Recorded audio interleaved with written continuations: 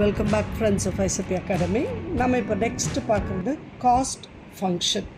Cost function அப்படிங்கிறது ஒரு mathematical relation. எது ரெண்டுக்கும் அப்படின்னு கேட்டோன்னா, ஒரு ப்ராடக்டோட காஸ்ட்டுக்கும் அந்த காஸ்ட்டை டிட்டர்மின் பண்ணுற மற்ற வேரியஸ் ஃபேக்டர்ஸுக்கும் இருக்கிற ரிலேஷன்ஷிப்பை ஒரு மேத்தமெட்டிக்கல் ஃபங்க்ஷனாக டிஸ்கிரைப் பண்ணுறது தான் காஸ்ட் ஃபங்க்ஷன். இப்போ இந்த காஸ்ட் ஃபங்க்ஷனில் நமக்கு ரெண்டு வேரியபிள் இருக்கும். ஒன்று டிபெண்ட் வேரியபிள்னு சொல்கிறோம், இன்னொன்று இண்டிபெண்ட் வேரியபிள்னு சொல்கிறோம். டிபெண்ட் வேரியபிள்ங்கிறது அந்த இண்டிபெண்ட் வேரியபிள் மேலே டிபெண்ட் ஆகிருக்கும். அப்போ இண்டிபெண்ட் வேரியபிள்ங்கிறது என்ன? அந்த ஃபேக்டர்ஸோட ப்ரைஸு, அவுட்புட் எத்தனை சைஸு, இல்லை வேறு ஏதாவது ஃபினாமினன் லைக் அந்த எந்த டெக்னாலஜி யூஸ் பண்ணி ப்ரொடியூஸ் பண்ணுறோம், எவ்வளோ கெப்பாசிட்டி யூஸ் பண்ணுறோம், எஃபிஷியன்சி ஆஃப் ப்ரொடக்ஷன் எவ்வளோ, எந்த டைம் பீரியட், இதெல்லாம் இண்டிபெண்ட் வேரியபிள். இது எது மேலேயும் டிபெண்ட் ஆகாது. இதையெல்லாம் டிபெண்ட் ஆகி இருக்கிறது தான் ஒரு பொருளுடைய யூனிட் காஸ்ட் அல்லது எல்லாம் மொத்தமான அவுட்புட்டோட டோட்டல் காஸ்ட். அப்போ டோட்டல் காஸ்ட் அல்லது யூனிட் காஸ்ட்டுங்கிறது டிபெண்ட் வேரியபிள். மற்ற காஸ்ட்டுக்கு இருக்கக்கூடிய எல்லா அதர் ஃபேக்டர்ஸும் இண்டிபெண்ட் வேரியபிள்னு சொல்லலாம். அப்போ காஸ்ட் ஃபங்க்ஷன் அப்படிங்கிறது ஒரு ப்ரொடக்ஷன் ஃபங்க்ஷனுக்கு மார்க்கெட்டுக்கு எடுத்துகிட்டு போகிற இன்புட்டோட சப்ளைக்கு என்ன காஸ்ட் ஒர்க் அவுட் ஆகுதோ, என்ன செலவு பண்ணுறோமோ அதை தான் காஸ்ட் ஃபங்க்ஷன்னு சொல்கிறோம். இந்த காஸ்ட்டுக்கும் அந்த அவுட்புட்டுக்கும் இருக்கிற ரிலேஷன்ஷிப்பை சொல்கிறது பேர் தான் காஸ்ட் ஃபங்க்ஷன். இது ஆக்சுவல் காஸ்ட் டேட்டாவிலேருந்து நமக்கு கிடைக்குது. இதை காஸ்ட் கர்வ் வழியாக நம்ம ப்ரெசென்ட் பண்ணுறோம். அப்போ அந்த காஸ்ட் கர்வோட ஷேப் காஸ்ட் ஃபங்க்ஷனை டிபெண்ட் பண்ணி தான் இருக்கும். காஸ்ட் ஃபங்க்ஷனுங்கிறது அகெயின் டூ கைண்ட்ஸாக பிரிக்கலாம். ஒன்று ஷார்ட் ரன் காஸ்ட் ஃபங்க்ஷன், இன்னொன்று லாங் ரன் காஸ்ட் ஃபங்க்ஷன். இப்போ ஷார்ட் ரன்னில் டோட்டல் காஸ்ட் அப்படின்னு எடுக்கும்போது 3 வகையான காஸ்ட் இருக்கும். நம்ம அப்போவே பேசின மாதிரி total cost, fixed cost and variable cost. இப்போ சில ஃபேக்டர்ஸ் ஈஸியாக அட்ஜஸ்ட் ஆகும் அவுட்புட்டோட லெவலுக்கு ஏற்ற மாதிரி. அப்போது சில சமயம் நமக்கு நிறையா ஒர்க்கர்ஸ் வேண்டி இருப்பாங்க அவுட்புட்டை இன்க்ரீஸ் பண்ணுறதுக்கு. ரா மெட்டீரியல் அதிகமாக தேவைப்படும். அந்த மாதிரி ஈஸியாக வேரியபிள் ஆகிற காஸ்ட்டு, மாற சான்ஸ் இருக்கக்கூடிய காஸ்ட்டை வேரியபிள்னு காஸ்ட்டுன்னு சொல்லுவோம். இது அந்தந்த லெவல் ஆஃப் அவுட்புட்டுக்கு தகுந்த மாதிரி மாறும். ஆனால் அதே சமயத்தில் பில்டிங்க்கு கொடுக்குற ரெண்ட்டு, கேபிட்டல் போடுற எக்யூப்மெண்ட்டுக்கு போடுற கேபிட்டலு, மேனேஜ்மெண்ட் டீமுக்கு கொடுக்குற சேலரிஸ், இதெல்லாம் ஈஸியாக வேரி ஆகாது. கம்பேரிட்டிவ்லாக இது வேரி ஆகணும்னா அதுக்கு ஒரு லாங்கர் பீரியட் ஆகும். அந்த மாதிரி இருக்கக்கூடியது இதெல்லாம் ரெடி வேரியபிள், லாங்கர் டைம் ஆகையினால இதை ஃபிக்ஸட் காஸ்ட்டுன்னு சொல்கிறோம், இந்த ஃபிக்ஸட் ஃபேக்டர்ஸ்னு சொல்கிறோம். ஒரு மெஷின் புதுசாக இன்ஸ்டால் பண்ணுறோம் அப்படின்னா இந்த மாதிரி லாங் டேர்முக்கு மாறாமல் இருக்கக்கூடிய காஸ்ட்டை ஃபிக்ஸட் காஸ்ட்டுன்னு சொல்கிறோம். அப்போ வேரியபிள் அண்ட் ஃபிக்ஸட் ஃபேக்டர்ஸுங்கிற டிஸ்டிங்ஷன் நமக்கு short term and long run periods of டைமுக்கு ஏற்ற மாதிரி தான் மாறும். ஷார்ட் ரன் அப்படிங்கிறது ஒரு அவுட்புட் இன்க்ரீஸ் ஆகிறதோ டிக்ரீஸ் ஆகிறதோ ஒரு வேரியபிள் ஃபேக்டரை மட்டும் நம்ம மாற்றி போட்டால், லேபரோ ரா மெட்டீரியலோ அந்த மாதிரி இருக்கிறது பீரியடில் மாற்றுறதுங்கிறது ஷார்ட் ரன் பீரியடுன்னு சொல்கிறோம். அப்போ ஃபிக்ஸட் ஃபேக்டர்ஸ் வேரியபிள் ஆகாது, ஏற்கனவே பார்த்தோம். அவுட்புட் சேஞ்ச் ஆகிறதுக்கு தகுந்த மாதிரி ஏதோ ஒரு இன்புட்டை மட்டும் நம்ம மாற்றிக்குவோம். அந்த வேரியபிள் ஃபேக்டர்ஸை மாற்றி அதுக்கேற்ற மாதிரி அவுட்புட்டை இன்க்ரீஸ் பண்ணிக்கிறோம். அந்த ஷார்ட் ரன் பீரியடில் இது பாசிபிள். அப்போ ஷார்ட் ரன் பீரியடில் வேரியபிள் ஃபேக்டர்ஸ் வேரி ஆகிறதுனால ஃபிக்ஸட் ஃபேக்டர்ஸ் அன்ஆல்டர்டாக தான் இருக்கும். அதே லாங் ரன்னில் பீரியட் ஆஃப் டைம் நமக்கு அதிகமாக இருக்கக்கூடிய ஒரு காலகட்டத்தில் நமக்கு எல்லா ஃபேக்டர்ஸையுமே வேரியேஷன் கொடுப்போம். எல்லா ஃபேக்டரும் வேரியபிளாக ஆகும் லாங் ரன் பீரியடில். அப்போ ஃபிக்ஸட் காஸ்ட்டுங்கிறது இண்டிபெண்ட் ஆஃப் அவுட்புட் சேஞ்ச் ஆகாமல் ஃபிக்ஸட் அமௌண்ட்டாகவே இருக்கிறதுனால அதை ஃபிக்ஸடுன்னு சொல்கிறோம். வெதர் ஷார்ட் ரன்னாக இருந்தாலும் சரி, ஸ்மால் அவுட்புட்டாக இருந்தாலும், லார்ஜ் அவுட்புட்டாக எதாக இருந்தாலும், ஃபர்ம் க்ளோஸ் டவுன் ஆகிறது சில நேரங்களில் அப்படின்னா கூட இந்த ஃபிக்ஸட் காஸ்ட்டுங்கிறது ரிமைன்ஸ் த சேம் இந்த ஷார்ட் ரன். இந்த காஸ்ட்டு கண்டிப்பாக செஞ்சு தான் ஆக வேண்டியதாக இருக்கும். Rent, insurance, maintenance cost, property tax, manager salary, watchman wages, இந்த மாதிரி இருக்கிறதெல்லாம் நம்ம எக்ஸாம்பிளாக சொல்லலாம் ஃபிக்ஸட் காஸ்ட்டுக்கு. அந்த ஃபிக்ஸட் காஸ்ட் கர்வை வந்து நம்ம ஃபிகர் 5ல் பார்க்குறோம். Page number 3.40. எக்ஸ் ஆக்சஸில் அவுட்புட், ஒய் ஆக்சஸில் டோட்டல் ஃபிக்ஸட் காஸ்ட்டு. பார்த்திங்கன்னா ஃபிக்ஸட் காஸ்ட்டு ஒரு பேரலல் லைனாக எக்ஸ் ஆக்சஸ்க்கு வருது. ஏன்னா இங்கே the amount irrespective of output, irrespective of anything, அந்த காஸ்ட் வந்து ரிமைன்ஸ் த சேம். அதனால் ஒரு ஸ்ட்ரெயிட் லைனாக தான் ஃபிக்ஸட் காஸ்ட் இருக்கும். அது எக்ஸ் ஆக்சஸ்க்கு பேரலாக போகுது. ஸோ இதுதான் fixed cost curve. On the other hand variable cost பார்த்திங்கன்னா அவுட்புட்டோட சேஞ்சஸ்க்கு ஏற்ற மாதிரி அது மாறிக்கிட்டே இருக்கும். லேபர் இன்க்ரீஸ் பண்ணோன்னா வேஜஸ் ஜாஸ்தி ஆகும், அவுட்புட் ஜாஸ்தி ஆகும். அதே மாதிரி ரா மெட்டீரியல் காஸ்ட்டு ஜாஸ்தி ஆகும். சப்போஸிங் ஃபேர்மை கொஞ்சம் க்ளோஸ் பண்ணோன்னா வேரியபிள் காஸ்ட்டு கம்மியாகும். அந்த மாதிரி இது அவுட்புட்டுக்கு ஏற்ற மாதிரி மாறுறதுனால இதுக்கு வேரியபிள் காஸ்ட்டுன்னு சொல்கிறோம். அப்போ கம்ப்ளீட்டாக வேரியபிள் காஸ்ட்டுங்கிற கர்வ் வந்து நமக்கு பார்த்திங்கன்னா ஆரிஜின்லேருந்து மேலே நோக்கி போகக்கூடியதாக இருக்குது. இது வந்து ஃபிகர் 6 அதே பேஜ் 3.40 ஃபிகர் 6 எக்ஸ்பிளைன் பண்ணுது. எக்ஸ் ஆக்சஸில் நம்ம அவுட்புட் கொடுத்துருக்கோம். ஒய் ஆக்சஸில் டோட்டல் வேரியபிள் காஸ்ட்டு. பார்த்திங்கன்னா ஆரிஜின்லேருந்து வேரியபிள் காஸ்ட் அப்படியே இன்க்ரீஸ் ஆகிட்டே போகும். அவுட்புட் இன்க்ரீஸ் ஆக ஆக வேரியபிள் காஸ்ட்டும் இன்க்ரீஸ் ஆகி அந்த கர்வ் வந்து அப்படியே ஸ்ட்ரைட்டாக நமக்கு வந்து வேரியேஷன் காட்டிகிட்டே போகுது. அப்போ இந்த மாதிரி இந்த லைனுக்கு பேர் வேரியபிள் காஸ்ட் கர்வ்னு சொல்கிறோம். இந்த ரெண்டு காஸ்ட்டுக்கும் இல்லாமல் பர்ஃபெக்டாக வேரியபிளாகவும் இல்லாமல் பர்ஃபெக்டாக ஃபிக்ஸடாக இல்லாமல் சில காஸ்ட் இருக்கும். அதை நாம் செமி வேரியபிள் காஸ்ட் அப்படின்னு சொல்கிறோம். இது வந்து ஃபிகர் 7ல் நமக்கு எக்ஸ்பிளைன் ஆகுது. ஏன் அப்படின்னு கேட்டிங்கன்னா இதில் வந்து ஃபிக்ஸடாகவும் இருக்கும், கன்சம்ஷனுக்கு தகுந்த மாதிரி மாறும். இப்போ ஃபார் எக்ஸாம்பிள் பார்த்திங்கன்னா எலக்ட்ரிசிட்டி சார்ஜஸ் அப்படின்னா மெஷின் ஓடுனாலே ஒரு சார்ஜஸ் வரும், அது ஃபிக்ஸட். அவுட்புட் இன்க்ரீஸ் ஆகும்போது மெஷின் வந்து மேக்ஸிமம் ஹையர் யூனிட்ஸ் இன்னும் ஒர்க் ஆக வேண்டியிருக்கும். அப்போ மோர் ஹையர் யூனிட்ஸ் ஒர்க் ஆகும்போது நமக்கு மோர் த காஸ்ட் ஆகிட்டே போகும். அப்போ அந்த மாதிரி இருக்கிறது semi variable cost. Up to ஒரு காஸ்ட் அது ஃபிக்ஸடாக இருக்கும், ஓவர் இட் வேரியபிள் ஆகும். அதுதான் ஃபிகர் 7 இந்த பேஜ் நம்பர் 3.41 காட்டியிருக்காங்க. கீழே எக்ஸ் ஆக்சஸில் அவுட்புட் இருக்குது, ஒய் ஆக்சஸில் total semi variable cost. First பார்த்திங்கன்னா ஃபிக்ஸட் காஸ்ட்டு பேரலல் லைனாக இருக்கும் டு ஒரு எக்ஸ்டெண்ட். அதுக்கப்புறம் ஒரு எக்ஸ்டெண்ட் வந்து வேரியபிளாக போகும். அப்போ அந்த டோட்டல் காஸ்ட்டுங்கிறது வந்து ஃபிக்ஸட் காஸ்ட் ப்ளஸ் வேரியபிள் காஸ்ட்டுன்னு ஆகும். ஸோ அது செமி வேரியபிள் காஸ்ட்டும் இதுவும் சேர்ந்து வரும். ஸோ ரெண்டு கர்வும் அங்கே நமக்கு டெபிக்ட் ஆகுது. இன்னொன்று வந்து ஒரு சில காஸ்ட் வந்து உங்களுக்கு பார்த்திங்கன்னா ஃபிக்ஸடாக இருக்கும். அப்புறம் ஒரு லெவல் ஆஃப் அவுட்புட்டுக்கு கொஞ்சம் ஜம்ப் ஆகும், திருப்பி இன்னும் ஹையர் லெவல் அவுட்புட்டுக்கு இன்னும் கொஞ்சம் ஜம்ப் ஆகும். அது ஒரு லிமிட்டுக்கு மேலே இப்படியே போய்கிட்டே இருக்கும். இந்த இதில் வந்து சடன் ஜம்ப்பும் இருக்கலாம், சில சமயம் ஒரு சின்ன ஜம்ப்பும் இருக்கலாம். ஒரு பர்டிகுலர் அவுட்புட்டை க்ராஸ் ஆகும்போது ஒரு பெரிய லீப்பே இருக்கும். அப்போ இதுக்கு பேர் நம்ம வந்து ஸ்டெப் வேரியபிள் காஸ்ட்டுன்னு சொல்கிறோம். அதை ஸ்டெப் வேரியபிள் காஸ்ட்டுன்னு சொல்கிறோம். ஏன்னா அது ஒரு ஸ்டார் கேஸ் மாதிரி படிப்படியாக மேலே ஏறிட்டே போகுது. அந்த டைப் ஆஃப் எக்ஸ்பெண்டிச்சரை நம்ம வந்து ஸ்டெப் வைஸ் வேரியபிள் காஸ்ட்டுன்னு சொல்கிறோம். அது ஸ்டார் டைப்பில் இருக்கிறதுனால அது ஸ்டெப் வேரியபிள் காஸ்ட்டுங்கிறோம். ஃபிகர் 8 பேஜ் நம்பர் 3.41 அதை நம்ம பார்க்குறோம் அந்த காஸ்ட்டை. இது எக்ஸாம்பிள் வந்து நம்ம புக்கில் கொடுத்துருக்குற எக்ஸாம்பிள் சேலரி ஆஃப் ஃபோர்மேன் தான். ஃபோர்மேன்னு சொல்லும்போது நம்ம அவுட்புட்டு கொஞ்சம் லிமிட்டுக்கு தாண்டி போனால் நம்ம இன்னொரு ஃபோர்மேனை அப்பாயிண்ட் பண்ண வேண்டியதாக இருக்கும். அப்போ ஃபோர்மேனோட எக்ஸ்பெண்டிச்சர் சேலரி வந்து நமக்கு ஜம்ப் ஆகிட்டே போகும். ஸோ அந்த ஒரு எக்ஸ்பெண்டிச்சரை பார்க்கும்போது அது வந்து ஃபஸ்ட்டு ஒரு வேரியபிள், அதுக்கப்புறம் கொஞ்சம் இன்க்ரீஸ் ஆகி அவுட்புட் இன்க்ரீஸ் ஆக ஜாஸ்தி ஆகி அவுட்புட் ஹையர் த லெவல் போகும்போது 2 ஃபோர்மேன் 3 ஃபோர்மேன் அப்பாயிண்ட் பண்ணும்போது காஸ்ட் இன்னும் டோட்டல் ஜம்ப் ஆகிடும்.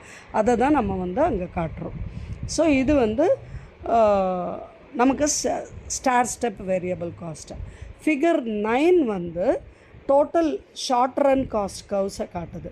ஒரு ஷார்ட் ரனில் டோட்டல் காஸ்ட் எப்படி வருது அப்படின்னா, டோட்டல் காஸ்ட் வந்து total fixed cost, total variable cost, அடுத்தது டோட்டல் காஸ்ட்டு, 3 காஸ்ட்டையும் சேர்த்து வரக்கூடிய காஸ்ட்டை நம்ம டோட்டல் காஸ்ட்டுன்னு சொல்கிறோம். இங்கே இந்த ஃபிகரில் பார்த்திங்கன்னா ஃபிகர் 9ல் அவுட்புட் அதே மாதிரி X axis, cost Y axis, total fixed cost வந்து அந்த பேரலல் லைன் டிஎஃப்சி அப்படிங்கிற கர்வு, அது வந்து parallel line to X axis இருக்குது. வேரியபிள் காஸ்ட் பார்த்திங்கன்னா ஆரிஜின்லேருந்து அப்படி ஸ்லைட்டாக ஜம்ப் ஆகிட்டே போகும். அப்போ இது ரெண்டும் சேர்த்து வர்றதுக்கூடியது டோட்டல் காஸ்ட். அது எப்படி ஆகும்னா ஆரிஜினில் ஸ்டார்ட் ஆகாது, ஃபிக்ஸட் காஸ்ட்டோட ஆரிஜினில் ஸ்டார்ட் ஆகி அதிலேருந்து இன்க்ரீஸ் ஆகிட்டே போகுது. ஏன்னா variable cost plus total fixed cost proportionate, அது ரெண்டும் சேர்த்து வர்றது தான் டோட்டல் காஸ்ட்டுன்னு வருது. அப்போ தஸ் இந்த ஒரு ஃபிகரில் நம்ம வந்து டோட்டல் பிஸ்னஸ்மென் வந்து ஆக்சுவல் காஸ்ட் எப்படி இன்கர் பண்ணுறாங்கன்னா for given output total cost is composed between 2 elements. இப்போ நான் சொன்ன மாதிரி இப்போ total cost is equal to total fixed cost plus total variable cost. அதை தான் டயக்ராமேட்டிக் ரெப்ரசன்டேஷனாக நம்ம அந்த ஃபிகரில் பார்த்தோம். அப்போ இந்த இடத்துல வந்து டோட்டல் வேரியபிள் காஸ்ட் ஆரிஜின்லேருந்து ஸ்டார்ட் ஆகுது. ஏன்னா அவுட்புட் 0வாக இருக்கும்போது வேரியபிள் காஸ்ட்டு 0, அப்போவும் ஃபிக்ஸட் காஸ்ட்டு இருந்துட்டு தான் இருக்கும். பட் அதுலேயே வந்து இனிஷியலாக 0லேருந்து அப்படியே இன்க்ரீஸ் ஆகிட்டே போகும். அப்புறம் ஒரு டிக்ரீஸிங் ரேட்டில் இன்க்ரீஸ் ஆகிட்டே போகுது for every increase in the output. இந்த டோட்டல் வேரியபிள் காஸ்ட் வந்து ஏன் மாறுது அப்படின்னு கேட்டால் law of increasing and diminishing returns பார்த்தோம் இல்லையா, வேரியபிள் அவுட்புட்ஸை அந்த ஆப்ரேஷன் அந்த தேரியோட அந்த லாவுடைய ஆப்ரேஷன்னால் அந்த கர்வ் வந்து அப்படி இன்க்ரீஸ் ஆகி இன்க்ரீஸிங் ஸ்பீட்லேயே ஒரு டிக்ரீஸையும் காட்டுது. Larger quantities of variable quantity நமக்கு வேரியபிள் இன்புட் வந்து நமக்கு தேவைப்படுது. சில சமயம் சேம் குவான்டிட்டி ஆஃப் அவுட்புட் போட வேண்டிய இடத்துல கூட, அப்போ ஹையர் லெவல் ஆஃப் அவுட்புட்டுக்கு வேரியபிள் காஸ்ட் இன்னும் ஸ்டீப்பராக போயிடும். அப்போ டோட்டல் வேரியபிள் காஸ்ட்டுங்கிறது வெர்டிக்கலாக ஃபிக்ஸட் காஸ்ட்டையும் வேரியபிள் காஸ்ட்டையும் ஆட் பண்ணும்போது நமக்கு ஆட் ஆகி வர்றது தான் டோட்டல் காஸ்ட்டுன்னு போகிறோம். அப்போது டோட்டல் காஸ்ட்டோட சர்வும் ஸ்லோப்பும் டோட்டல் வேரியபிள் காஸ்ட்டோட ஸ்லோப்பும் வந்து ஒவ்வொரு லெவல் ஆஃப் அவுட்புட்லேயும் எவ்ரி பாயிண்ட்லேயும் நமக்கு அது சேமாக தான் இருக்கும். ஏன்னா அந்த வெர்டிக்கல் டிஸ்டன்ஸ் வந்து ஈக்குவலாக போயிட்டே தான் இருக்கும். இந்த பொசிஷன் வந்து நமக்கு ஃபிக்ஸட் காஸ்ட்டையும் வேரியபிள் காஸ்ட்டையும் ரிஃப்ளெக்ட் பண்ணக்கூடியதாக இருக்குது. இப்போ ஷார்ட் ரன் ஆவரேஜ் காஸ்ட்டுன்னு பார்க்குறோம். இதில் ஃபஸ்ட்டு பார்க்கக்கூடியது average fixed cost. Average fixed காஸ்ட்டுங்கிறது total fixed cost divided by the total quantity produced. அப்போ ஃபார்முலா வந்து டிஎஃப்சி பை கியூ. டிஎஃப்சிங்கிறது டோட்டல் ஃபிக்ஸட் காஸ்ட், கியூங்கிறது குவான்டிட்டி ப்ரொடியூஸ்டு. அப்போது எந்த ஒரு குவான்டிட்டி ப்ரொடியூஸ் ஆகிறதுக்கு நமக்கு டோட்டலாக எவ்வளோ ஃபிக்ஸட் காஸ்ட் ஆகுதோ அதை டிவைட் பண்ணோன்னா நமக்கு அது ஆவரேஜ் ஃபிக்ஸட் காஸ்ட் கிடைக்கும். நமக்கு கீழே ஒரு எக்ஸாம்பிள் கொடுத்துருக்காங்க. ஒரு ஃபேர்முக்கு வந்து ஃபிக்ஸட் காஸ்ட்டு 2000 rupees ஆகுது. அப்போ அவுட்புட் 100 யூனிட்ஸாக இருந்தால் ஆவரேஜ் ஃபிக்ஸட் காஸ்ட் வந்து 2000 டிவைடட் பை 100 20 rupees. அதாவது ஒரு யூனிட்டுக்கு ஃபிக்ஸட் காஸ்ட்டு 20. இதே அவுட்புட் இன்க்ரீஸ் ஆகி 200 அல்லது 500ன்னு போச்சுன்னா 2000 டிவைடட் பை 200ன்னு வரும்போது 10 rupees தான் வரும். பை 500ன்னு வரும்போது நமக்கு 4 rupees தான் வரும். ஸோ ஃபிக்ஸட் காஸ்ட் வந்து மோர் த அவுட்புட், குவான்டிட்டி ஜாஸ்தி ஆகும்போது ரெடியூஸ் ஆகிட்டே போகும். அப்போ நம்ம ஆவரேஜ் ஃபிக்ஸட் காஸ்ட் கர்வ் போடும்போது டவுன்வர்ட்ஸ் தான் ஸ்லோப் ஆகும். ஏன்னா it will not touch the X access. ஏன் ரீசன் என்னன்னு கேட்டிங்கன்னா ஏஎஃப்சி வந்து எப்போவுமே 0வாக இருக்கவே முடியாது. இப்போ ஃபிக்ஸட் காஸ்ட் நம்ம ஆரிஜினை வந்து தொடவே தொடாது, ஏன்னா அது 0ல் இருக்கவே முடியாது. Next average variable cost. எப்படி ஆவரேஜ் ஃபிக்ஸட் காஸ்ட்டுங்கிறது total fixed cost divided by குவான்டிட்டியோ அதே மாதிரி ஆவரேஜ் வேரியபிள் காஸ்ட்டுங்கிறது total variable cost divided by number of units produced. அப்போ டோட்டல் வேரியபிள் காஸ்ட் அப்படிங்கிறது அந்த அமௌண்ட் ஆஃப் காஸ்ட் ஒவ்வொரு அவுட்புட்டுக்கும் எவ்வளோ காஸ்ட் இன்க்ரீஸ் பண்ணுறோமோ எவ்வளோ காஸ்ட் ஆகுதோ அந்த காஸ்ட்டை ஆட் பண்ணி அதை வந்து குவான்டிட்டியால் டிவைட் பண்ணும்போது நமக்கு அது டோட்டல் வேரியபிள் காஸ்ட்டுன்னு வருது. ஆவரேஜ் வேரியபிள் காஸ்ட் பார்த்திங்கன்னா நார்மலாக 0லேருந்து இன்க்ரீஸ் ஆகிட்டே போகும். ஏன்னா நம்ம நார்மல் கெப்பாசிட்டியில் வரும்போது வேரியபிள் காஸ்ட்டு 0ல் ஸ்டார்ட் ஆகும், அவுட்புட் இன்க்ரீஸ் ஆக இன்க்ரீஸ் போயிட்டே இருக்கும். பட் ஆனால் பியாண்ட் நம்ம அந்த நார்மல் கெப்பாசிட்டிக்கு அப்புறம் பார்த்திங்கன்னா ஆவரேஜ் வேரியபிள் காஸ்ட் ஸ்டீப்பாக ரைஸ் ஆகிடும். ஏன்னா நமக்கு அங்கே டிமினிஷிங் ரிட்டர்ன்ஸுங்கிற தியரி நம்ம பார்த்தோம் ஏற்கனவே. அந்த டிமினிஷிங் தியரினால் நமக்கு காஸ்ட் இன்க்ரீஸ் ஆகும். ஏன்னா அவுட்புட் வந்து இன்க்ரீஸ் ஆனால் கூட மார்ஜினல் அவுட்புட் டிக்ரீஸ் ஆகும்னு பார்த்தோம் இல்லையா. அப்போ காஸ்ட் வந்து நமக்கு ஒரு சர்டன் லெவலுக்கு மேலே பார்த்திங்கன்னா ஃபஸ்ட்டு ஃபால் ஆனால் கூட ஒரு மினிமம்க்கு அப்புறம் என்ன ஆகிடும், ரைஸ் ஆக ஆரம்பிச்சிடும். இதுதான் நமக்கு ஃபிகர் 10ல் காட்டுறாங்க. ஃபிகர் 10ல் வந்து அவுட்புட் எக்ஸ் ஆக்சஸில் காஸ்ட் ஒய் ஆக்சிஸில் ஆவரேஜ் ஃபிக்ஸட் காஸ்ட் வந்து கீழே ஏஎஃப்சிங்கிற கர்வு. இந்த கர்வை பார்த்திங்கன்னா மார்ஜினல் காஸ்ட் கர்வ் இன்டர்செக்ட் பண்ணி போகுது. ஆவரேஜ் டோட்டல் காஸ்ட் வந்து மார்ஜினல் காஸ்ட்டில் ஒரு பாயிண்ட்டுக்கு மேலே பார்த்திங்கன்னா திருப்பியும் ஹையராக போயிட்டே தான் இருக்கும். அதே மாதிரி ஆவரேஜ் வேரியபிள் காஸ்ட்டும் வந்து மெதுவாக டிக்ளைன் ஆகி ஒரு பாயிண்டில் ஆவரேஜ் ஃபிக்ஸட் காஸ்ட்டை கட் பண்ணி வரும்போது ஹையராக போக ஆரம்பிச்சிடுது. ஸோ இதை வந்து இந்த ஃபிகர் 10ங்கிறது நமக்கு எக்ஸ்பிளைன் பண்ணுது. அடுத்த காஸ்ட் வந்து ஆவரேஜ் டோட்டல் காஸ்ட்.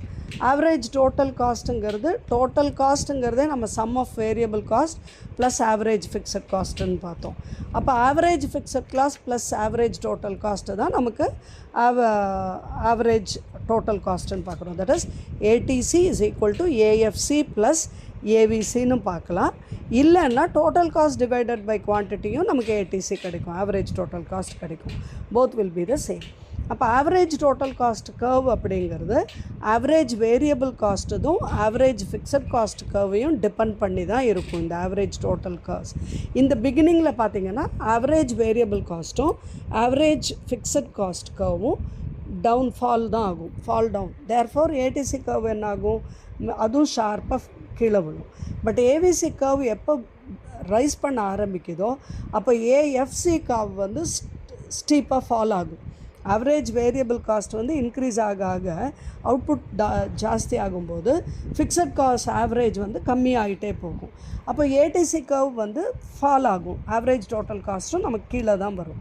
இது ஏன் அப்படின்னு கேட்டால் ஆவரேஜ் ஃபிக்ஸட் காஸ்ட் வந்து கீழே விழுகிறதுனால average variable cost output increase ஆக ஷார்ப் ரைஸ் இருக்கிறதுனால ஆவரேஜ் வேரியபிள் காஸ்ட்டு ஆஃப்செட்டில் ஃபால் ஆகும்போது ஆவரேஜ் ஃபிக்ஸட் காஸ்ட்டும் ஃபால் ஆகுது. அதனால் ஏடிசி கர்வ் என்னாகும், ஃபஸ்ட்டு ஃபால் ஆகும், அப்புறம் மினிமம்க்கு ரீச் ஆகும், அதுக்கப்புறம் ரைஸ் ஆக ஆரம்பிச்சிடும்.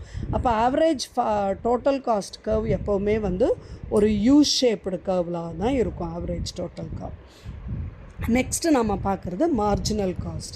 வாட் இஸ் மார்ஜினல் காஸ்ட் அப்படின்னு பார்த்தோன்னா, ஒரு அடிஷ்னல் ப்ரொடக்ஷன் பண்ணுறதுனால ஒரு யூனிட்டுக்கு நம்ம அடிஷ்னலாக ஸ்பெண்ட் பண்ணுற காஸ்ட்டை தான் மார்ஜினல் காஸ்ட்டுன்னு சொல்கிறோம். அதாவது 10 யூனிட் ப்ரொடியூஸ் பண்ணும்போது நமக்கு ஏற்படுற காஸ்ட்டும் 11வது யூனிட் ப்ரொடியூஸ் பண்ணுறதுனால நமக்கு ஏற்படுற காஸ்ட்டையும் டிஃப்ரென்ஸ் பார்த்தோம்னா, அந்த டிஃப்ரென்ஸ் வந்து அந்த ஒரு யூனிட், அந்த 11வது யூனிட் ப்ரொடியூஸ் பண்ணுறதுனால கிடைக்கிற அந்த டிஃப்ரென்ஸ் காஸ்ட்டை தான் நம்ம வந்து மார்ஜினல் காஸ்ட்டுன்னு சொல்கிறோம். ஸோ அந்த மார்ஜினல் காஸ்ட்டுங்கிறது அந்த ஒரு யூனிட் அதிகமாக ப்ரொடியூஸ் பண்ணுறதுனால நமக்கு ஏற்படக்கூடிய எக்ஸ்ட்ரா அமௌண்ட்டு. இதில் ஃபிக்ஸட் காஸ்ட் பெருசாக ஒன்றும் சேஞ்ச் ஆகாது, ஆனால் வேரியபிள் காஸ்ட்டு நமக்கு சேஞ்ச் ஆகும் ஷார்ட் ரனில். அதனால் மார்ஜினல் காஸ்ட் அப்படிங்கிறது வேரியபிள் காஸ்ட்டோட சார்ந்து தான் இருக்கும். சிம்பாலிக்கலாக மார்ஜினல் காஸ்ட்டுங்கிறது நம்ம average total cost divided by total குவான்டிட்டின்னு பார்க்குறோம். இங்கே டெல்டாங்கிற ஒரு சிம்பிள் யூஸ் பண்ணுறாங்க. டெல்டாங்கிறது சேஞ்சுக்கு சொல்லுது. அப்போது மார்ஜினல் காஸ்ட் வந்து change in the total cost divided by the change in the quantity. அப்போ சேஞ்ச் இன் த குவான்டிட்டிங்கிறது சேஞ்ச் இன் அவுட்புட்டுன்னு எடுத்துக்கலாம். So marginal cost is equal to total cost of producing n unit minus total cost of producing n minus unit, 1th unit. அதான் நான் சொன்ன மாதிரி ஒரு 10 யூனிட்டுக்கும் 11th யூனிட்டுக்கும் இருக்கிற காஸ்ட்டை தான் நம்ம வந்து மார்ஜினல் காஸ்ட்டுன்னு சொல்கிறோம். இப்போ மார்ஜினல் காஸ்ட் கர்வ் வந்து அவுட்புட் இன்க்ரீஸ் ஆகும்போது பிகினிங்கில் ஃபால் ஆகும், அதுக்கப்புறம் ரைஸ் ஆகி ஒரு சர்டன் லெவலில் அவுட்புட் வரும்போது ரைஸ் ஆகிடும். இது ஏன்னா நம்ம பார்த்த மாதிரி லா ஆஃப் வேரியபிள் ப்ரொபோர்ஷன் ரீசன்னால தான் அந்த மார்ஜினல் காஸ்ட் கர்வ் நமக்கு அந்த ஒரு பிஹேவியரை காட்டுது. Corresponding to the point of inflection of the total cost curve மினிமமாக இருக்கும். மார்ஜினல் ப்ராடக்ட் ரைஸ் ஆக ஒரு மேக்ஸிமம்க்கு ரீச் ஆகி அதுக்கப்புறம் மார்ஜினல் காஸ்ட்டு டிக்ளைன் ஆக ஆரம்பிச்சிடும். அதை தான் நமக்கு marginal cost curve first decline ஆகி அப்புறம் மினிமம்க்கு ரீச் ஆகி அதுக்கப்புறம் ஹையராக ரைஸ் ஆகிடும். அதை தான் நம்ம மார்ஜினல் கர்வ் யூ ஷேப்பாக இருக்கிறதுடைய ரீசனாக சொல்கிறோம். இப்போ இந்த காஸ்ட்டோட பிஹேவியரை நமக்கு இந்த டேபிள் 3 அப்படிங்கிறது 3.44 காட்டுறாங்க. யூனிட்ஸ் ஆஃப் அவுட்புட்டில் total fixed cost, total variable cost. அப்போ டோட்டல் காஸ்ட் என்ன, ஆவரேஜ் ஃபிக்ஸட் காஸ்ட் எவ்வளோ, ஆவரேஜ் வேரியபிள் காஸ்ட் என்ன, ஆவரேஜ் டோட்டல் காஸ்ட் என்ன, மார்ஜினல் காஸ்ட் என்னங்கிறது பார்க்குறாங்க. பார்க்கும்போது ஃபஸ்ட்டு நம்ம இப்போ உதாரணத்துக்கு 2 யூனிட்ஸ்னு எடுத்துக்கலாம். டோட்டல் ஃபிக்ஸட் காஸ்ட்டு எவ்வளோ யூனிட் ப்ரொடியூஸ் பண்ணாலும் 1000ஆகவே இருக்குது பார்த்தீங்கன்னா, அதுதான் ஃபிக்ஸடாக இருக்கிறதுனால அதை ஃபிக்ஸட் காஸ்ட்டுங்கிறோம். ரெண்டாவது காலம் வந்து வேரியபிள் காஸ்ட்டு. 2 யூனிட்ஸ் இருக்கிறப்போ 90 rupees வருது, 5 யூனிட்ஸ் இருக்கும்போது 255 ஆகுது, 10 யூனிட்ஸ் இருக்கும்போது 670 ஆகுது, அதே 12 யூனிட்ஸ் ப்ரொடியூஸ் பண்ணும்போது 1080 ஆகுது. ஸோ வேரியபிள் காஸ்ட் இன்க்ரீஸ் ஆகிட்டே போகிறத நீங்கள் பார்க்கலாம். அப்போ டோட்டல் காஸ்ட்டுங்கிறது காலம் நம்பர் 2 and 3 ரெண்டையும் ஆட் பண்ணி காட்டியிருக்கோம். அதாவது ஃபிக்ஸட் காஸ்ட்டையும் வேரியபிள் காஸ்ட்டையும் ஆட் பண்ணி வர்றது தான் டோட்டல் காஸ்ட்டு. அடுத்து 5வது column average fixed cost. Average fixed காஸ்ட்டுங்கிறது total fixed cost divided by units of output. அந்த 1000 ரூபாயை ஒரு யூனிட்டால் டிவைட் பண்ணால் 1000 தான், 2 யூனிட்டால் டிவைட் பண்ணும்போது 500 வருது, 5 யூனிட்ஸால் வரும்போது 200 வருது, 8 யூனிட்ஸ் 125, 10 யூனிட்ஸ் 100, 12 யூனிட்ஸ் 83. அதே ஆவரேஜ் வேரியபிள் காஸ்ட்டுங்கிறது total variable cost divided by the quantity. அதே மாதிரி தான், ஒரு யூனிட் ப்ரொடியூஸ் பண்ணும்போது வேரியபிள் காஸ்ட் 50 இருக்குது. அப்போ average variable cost 50 divided by 1 50. அதே வந்து வேரியபிள் காஸ்ட் வந்து 5 யூனிட்ஸுக்கு பார்த்திங்கன்னா 255. அப்போ ஆவரேஜ் வேரியபிள் காஸ்ட் வந்து 255 டிவைடட் பை 5 51. அதே 480 வருது 8 யூனிட்ஸுக்கு. So 480 divided by 80 860. அதே 12 யூனிட்ஸ் வரும்போது வேரியபிள் காஸ்ட் வந்து 1080. ஸோ 1080 டிவைடட் பை 12 90 rupeesன்னு வருது. அப்போ இந்த 2 ஃபிக்ஸட் காஸ்ட்டையும் வேரியபிள் காஸ்ட்டையும் நம்ம ஆட் பண்ணும்போது நமக்கு டோட்டல் காஸ்ட்டுன்னு வருது.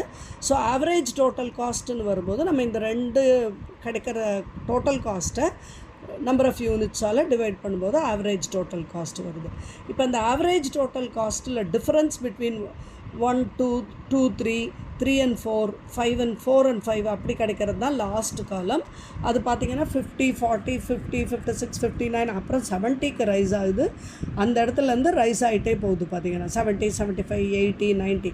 அப்போ மோர் த அவுட்புட் வரும்போது நமக்கு மார்ஜினல் காஸ்ட் வந்து இன்க்ரீஸ் ஆகிட்டே போகுது அப்படிங்கிறது நமக்கு காட்டுது. இப்போ இந்த டேபிள்னால் நமக்கு புரியுறது ஃபிக்ஸட் காஸ்ட்டு சேஞ்ச் ஆகாது, வேரியபிள் காஸ்ட்டு அந்த ப்ரொபோர்ஷனேட்டுக்கு இந்த மாதிரி கிராஜுவலாக ரைஸ் ஆகிட்டே போகுது. மார்ஜினல் காஸ்ட்டுங்கிறது அடிஷ்னல் யூனிட் ப்ரொடியூஸ் ஆகும்போது இன்க்ரீஸ் ஆகுது. ஃபஸ்ட்டு வந்து டிக்ரீஸ் ஆகிட்டு போனாலும் பின்னால் வந்து இன்க்ரீஸ் ஆகிட்டு போகுது.